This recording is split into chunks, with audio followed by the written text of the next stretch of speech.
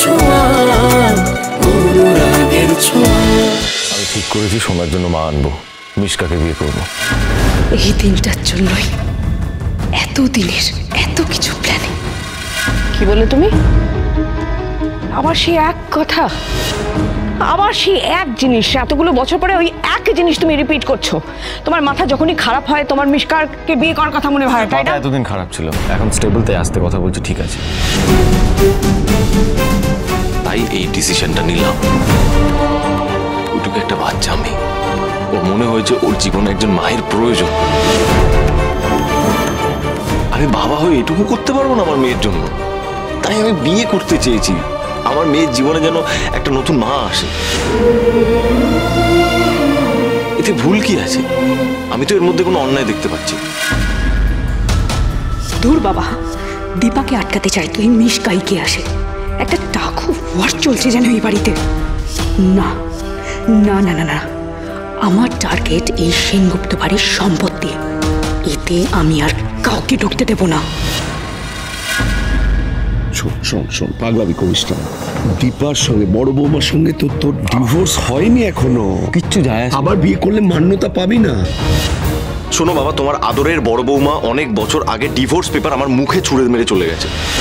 আর এই সমস্ত ল, তারপর রিচুয়ালস, এগুলো আমার লাগবে না। আংটি বদল করবো, মিশকার মাথায় সিঁদুর দেবো, সোজা বাড়ি নিয়ে চলে আসবো, সোনার মা করে রেখে দেবো, দ্যাটস ইট।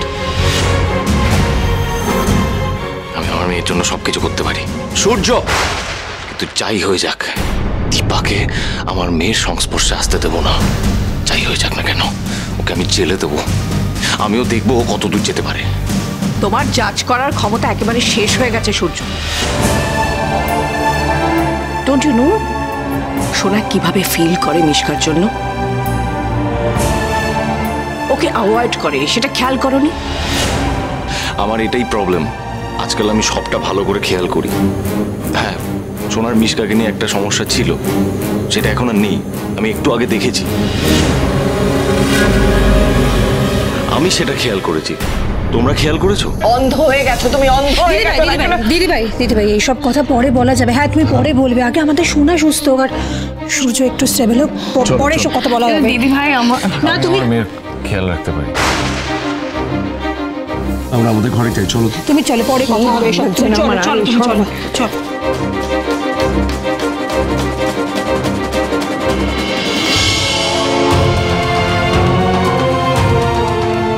দাদাই, তোর ছোট ভাই হয়ে তোকে আমি একটা কথা বলছি, কিছু মনে করিস না।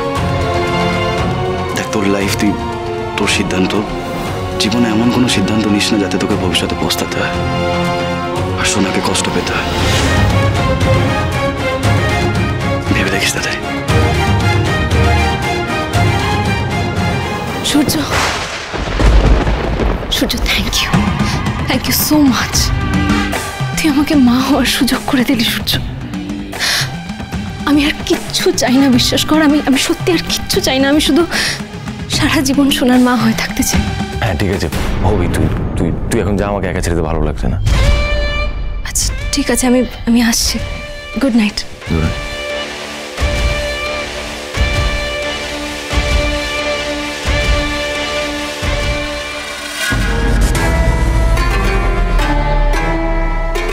এই সুযোগটা তুই আমাকে করে দিলি সূর্য।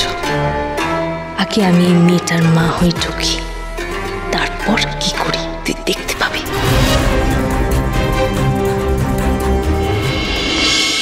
বাবা বাবা কি করছো?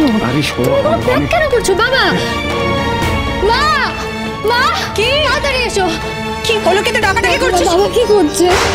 প্রতীক, তুমি সব কি করছো? বাবা প্লিজ একটু কথা শোনো বাবা।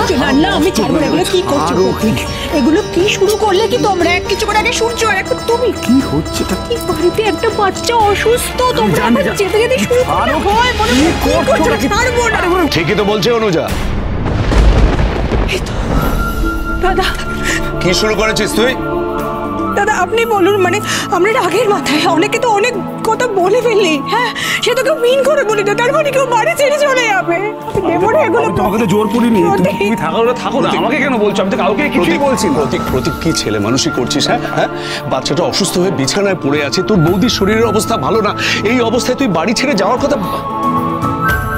শোনা ভাই আমার, ছেলে মানুষই করিস না, মাথা গরম করিস না। আমি সব জানি দাদা, আমি সব বুঝি। আমি সেই জন্যই তো অধিকার ছিল বলে তো আমি ওইটুকু করেছিলাম। আমার কথাটা শোন, তুই তো জানিস সূর্য হঠাৎ রাগারাগি করে ফেলে, কিন্তু ও তো তোকে ভালোবাসে, জানিস? দাদা ভালোবাসা ভাই, তোমাদের দিকে আঙুল তুলছিল, তোমার আর বৌদির দিকে। আর দীপার সাথে যে অন্যায়গুলো করছিল, আমি এই সূর্যকে আমি চিনি না দাদা, এই অচেনা সূর্য। আমি চিনি না, চিনতেও চাই না। আমি দাদাকে ক্ষমা চাইছি। তুমি চলে গেলে ফ্যামিলিটা টুকরো টুকরো, তুমি বুঝতে পারছো না। প্লিজ তুমি বাবা প্লিজ মেনে নাও। আমি তো বলছি তোরা থাক না, আমাকে রেখাই দে। আমি আর কিছু বলবো না দাদা, আমি ওকে আর কিচ্ছু বলবো না। যা শুরু করেছে ওরা করুক, এরপরে আপনি বলুন বাইরের লোকজনরা কি বলবে। হ্যাঁ প্রত্যেক বাইরের লোকজনরা কি বলবে বলো?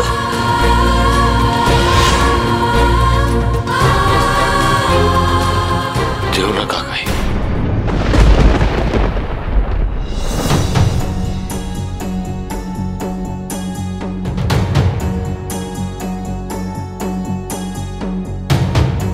তোমার কাকাই তোমার জন্য তোমার উপর অভিমান করেছে, যাও গিয়ে মান ভাঙাও।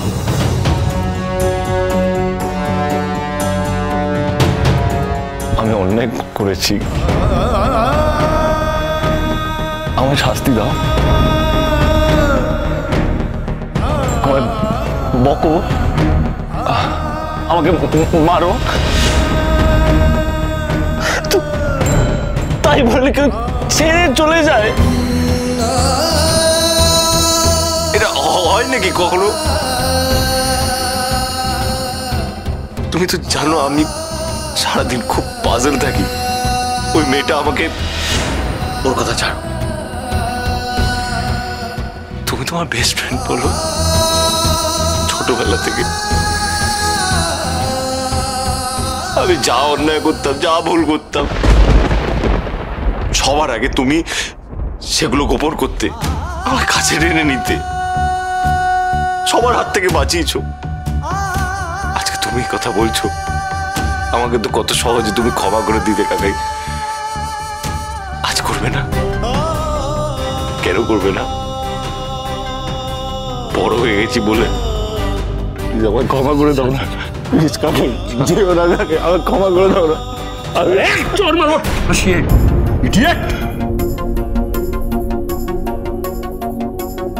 ছোটবেলা থেকে কোলে পিঠে করে মানুষ করেছি তোদেরকে, এই কোলে করে দিয়ে সারাক্ষণ করে বড় হয়ে গেছিস, বড় হয়ে গিয়ে যা খুশি তাই বলবি, ছোট বড় যা কিছু বলবি, কষ্ট হবে না? আমার গায়ে লাগে না? বলবি না, কোনো কথা বলবি?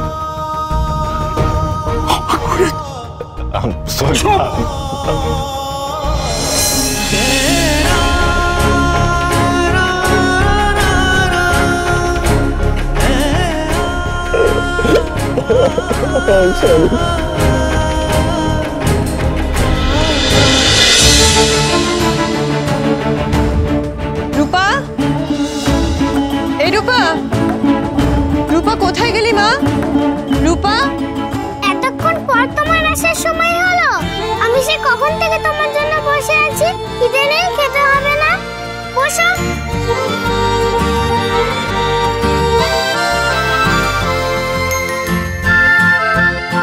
নাও হা করো।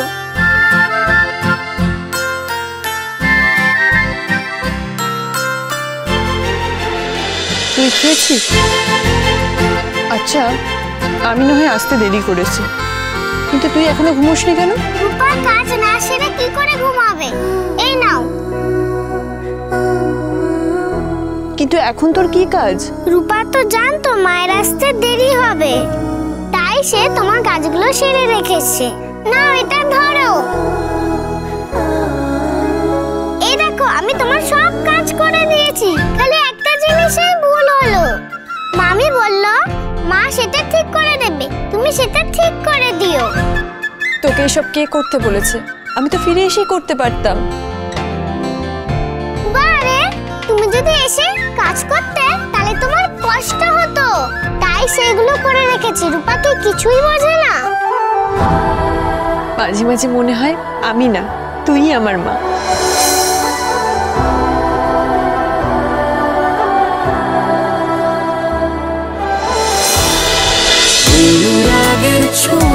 অনুরাগের ছোঁয়া সোম থেকে শুক্র রাত 9:30টায় স্টার জলসায় ও ডিজনি প্লাস হটস্টারে।